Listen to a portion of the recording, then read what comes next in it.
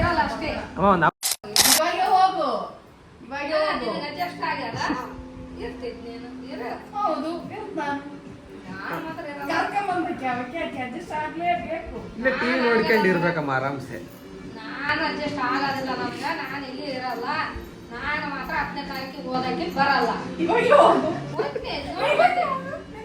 ನಾನು ತಲೆ ಕೆಡಿಸ್ಕೊಳಲ್ಲ. ಹೋಗಿ ಕೊಡಾಕಿನಿ. ಪ್ಯಾಕ್ ಮಾಡ ಬೆಂಗಳೂರಿಗೆ ಎಷ್ಟೋ ಜನ ಬರ್ತಾರೆ, ನಮ್ಮಮ್ಮ ಮಾತ್ರ ಹೋಗ್ತೀನಿ ಅಂತಾರೆ ಯಾವಾಗ್ಲೂ.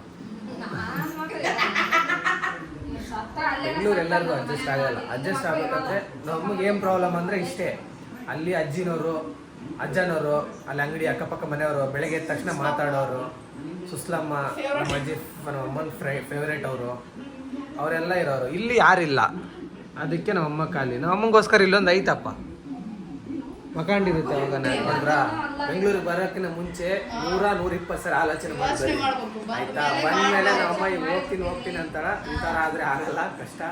ಆದ್ರೂ ನಾವು ಕಳ್ಸಲ್ಲ. ಬಾಯ್. ಇಲ್ಲ ನೋಡಿ ಸೂಪ್ ಇಲ್ಲೇ ಐತಲ್ಲ, ಮಲ್ಕೊಂಡಿದೆ ಸೂಪಿ ಪಾಪ.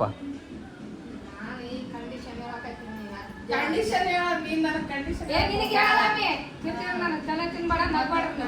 ನಾನು ಮಾತ್ರ ಇರಲ್ಲ ಅಷ್ಟೇ. ಅಮ್ಮ ಒಂದು ಆಮ್ಲೆಟ್ ಹಾಕಿರ್ಲಿ. ನಾನು